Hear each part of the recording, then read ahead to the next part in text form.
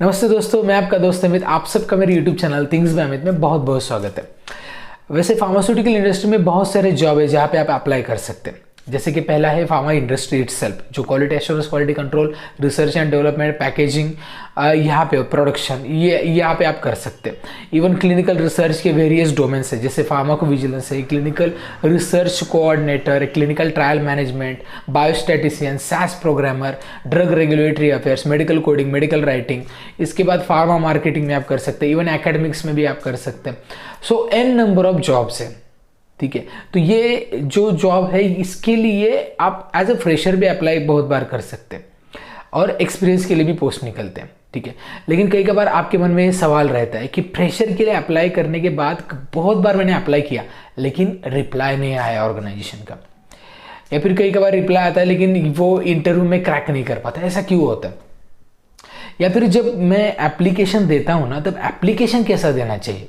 कोई भी walk in interview हो या फिर कौन सा भी डायरेक्टली इंटरव्यू हो, तो वहाँ पे ईमेल कैसा भेजना चाहिए, ईमेल की बॉडी कैसी होनी चाहिए, आपकी रिज्यूमे में कौन सी चीज़ें डालनी ज़रूरी है और कौन सी चीज़ों पे एचआर फोकस करता है। और बहुत सारे रिज्यूमे आने के बाद ना वो एप्लीकेशन ट्रैकिंग सॉफ्टवेयर में जाते हैं। तो ये सॉफ्टवेयर कैसे काम करता है? आपका अगर गैप है, चाहे वो एजुकेशन का गैप हो या फिर जॉब का गैप हो, तो इसका कुछ मैटर रहता है क्या, या फिर इसका इम्पैक्ट होता है क्या जॉब में? तो ये चीज़ें भी बहुत ज़रूरी है। उसके बाद आप जब अप्लाई करते हो तब आपका ऑलरेडी कहाँ पे तो एक्सपीरियंस है, वो एक्सपीरियंस यहाँ पे काउंट होगा कि नहीं, ये भी बहुत बार आपके मन में सवाल रहता है। आपका लोकेशन और आपकी जॉब की लोकेशन, आप जा रहे थे और जॉब की लोकेशन, इसका कुछ इंटरकनेक्शन है कि नहीं? ये बहुत सारे सवालों के जवाब आज इस वीडियो में आपको मिलेंगे, जो एज अ फ्रेशर, इवन आप एक्सपीरियंस भी है लेकिन जॉब अप्लाई करने से पहले ये चीज़ें आपको देखनी ज़रूरी है। इससे आपको मदद होगी कि सिलेक्शन क्राइटेरिया कैसा रहता है, ये आपको समझ में आ जाएगा, क्योंकि बहुत इंपॉर्टेंट टिप्स मैं यहाँ पे देने वाला हूँ। तो चलिए वीडियो को स्टार्ट करते हैं।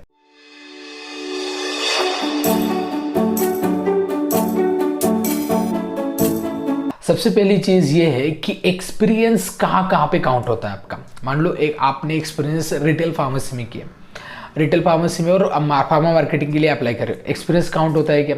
तो एक बात समझ लीजिए, अब कोई भी जॉब के लिए अप्लाई करते हो तो जॉब रिस्पॉन्सिबिलिटीज़ क्या है ये देख लीजिए, और आपका एक्सपीरियंस क्या है वो, और ये रिजेंबल है, सिमिलैरिटीज़ है मोस्ट ऑफ, तब आप यहाँ पे एक्सपीरियंस डेफिनेटली काउंट होगा वो।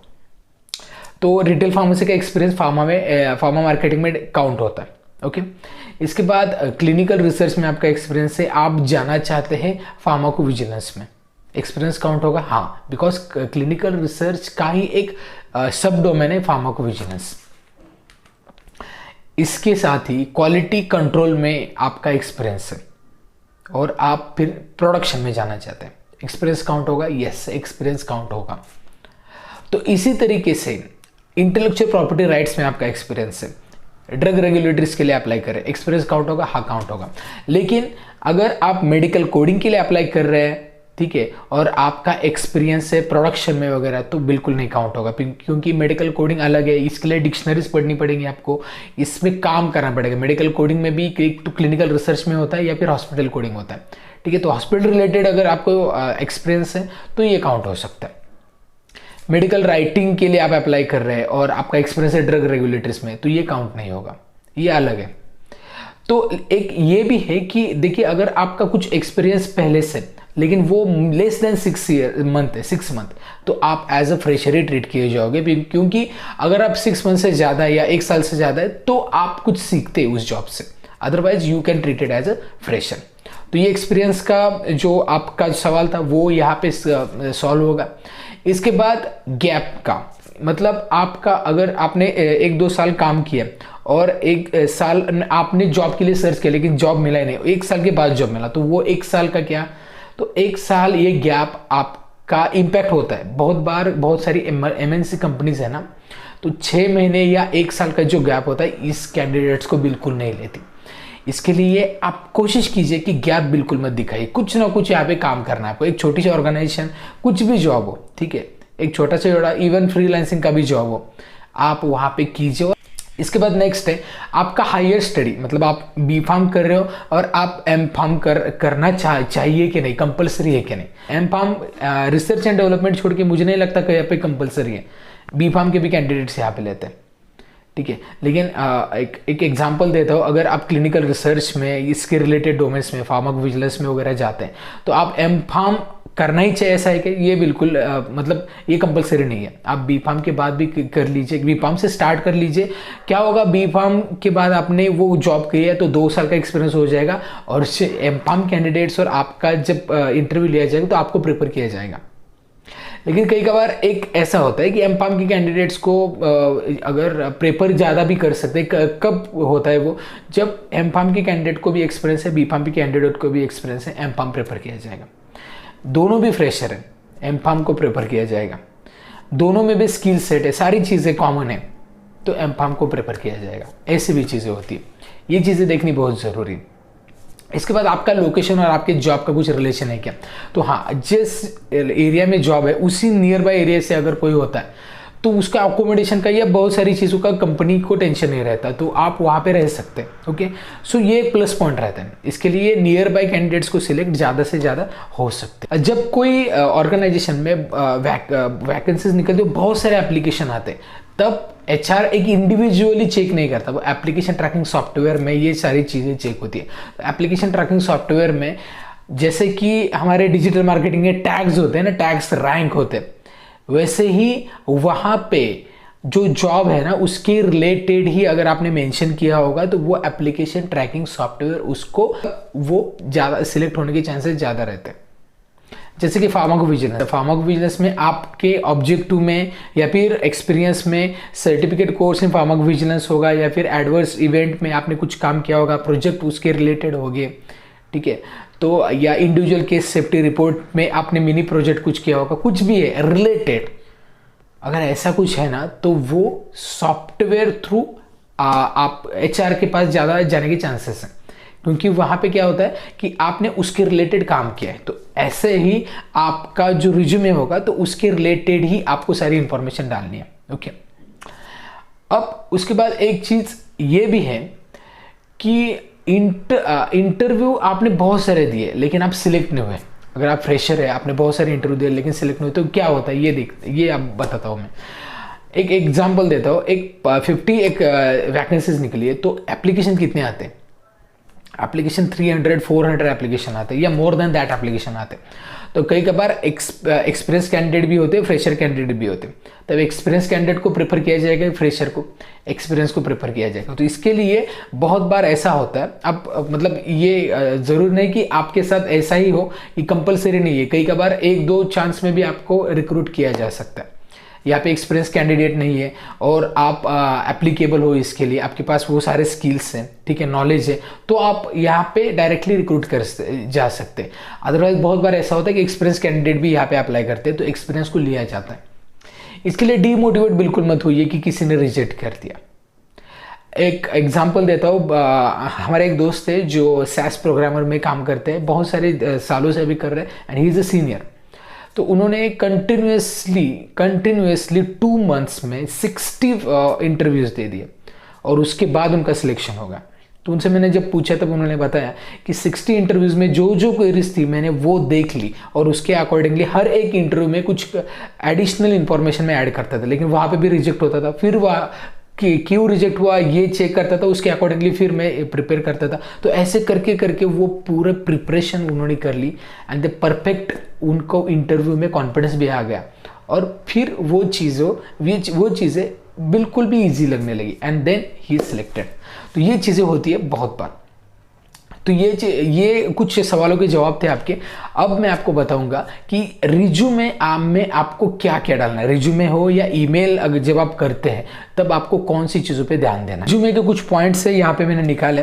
तो पहला पॉइंट है 1 या 2 पेज का ही रिज्यूमे होना चाहिए। ज़्यादा इंफॉर्मेशन हाँ जो ज़रूरी है वो डालिए, लेकिन ज़्यादा कुछ डिस्क्रिप्टिव नहीं होना चाहिए। 1 या 2 पेज मैक्सिमम। ओके, इसके बाद हर एक पॉइंट बुलेट पॉइंट से डिफर कीजिए। मतलब एक पॉइंट डाला आपने ऑब्जेक्टिव, बुलेट पॉइंट से दूसरा एक्सपीरियंस, फिर क्वालिफिकेशन, ऐसा।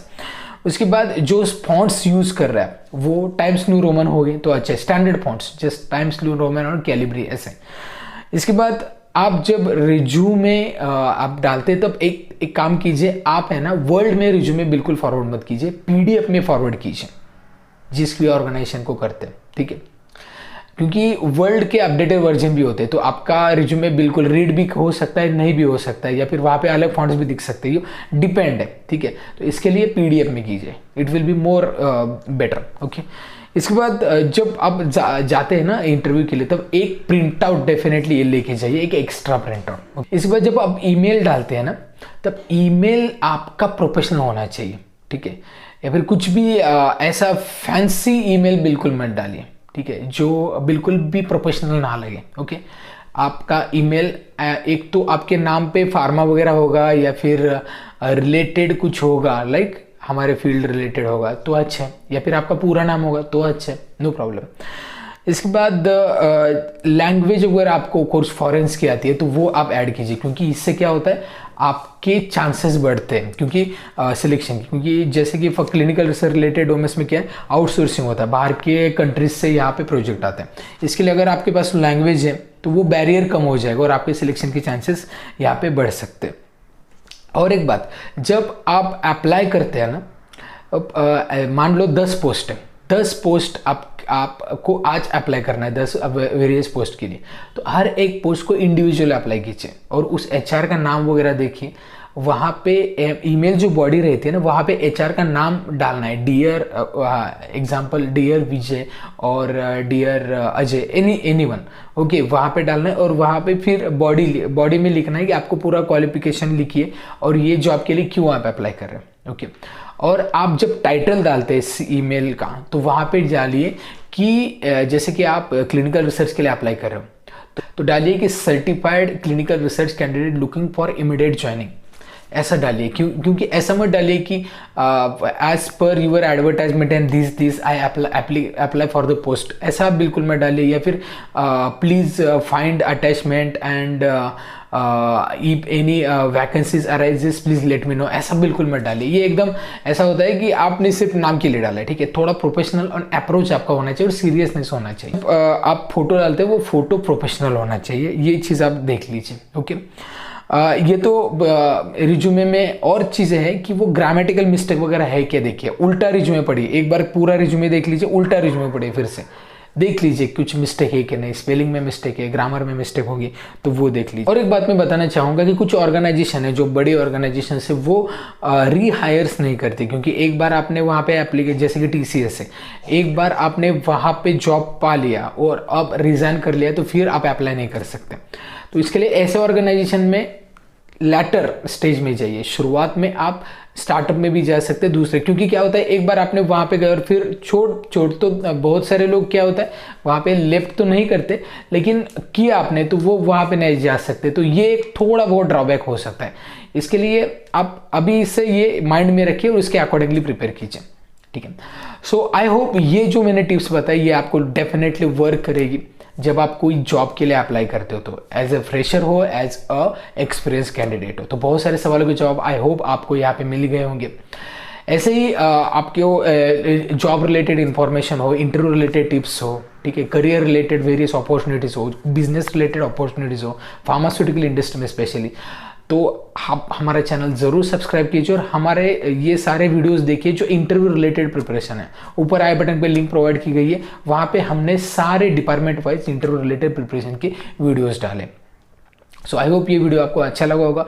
वीडियो अच्छा लगता है, वीडियो का कंटेंट अच्छा लगता है तो वीडियो को लाइक कीजिए, चैनल को सब्सक्राइब करना बिल्कुल मत भूलिए और ढेर सारे लोगों तक ये वीडियो शेयर कीजिए। तो इस वीडियो में इतना ही, मिलते हैं नेक्स्ट वीडियो में, तब तक बी हेल्दी बी हैप्पी।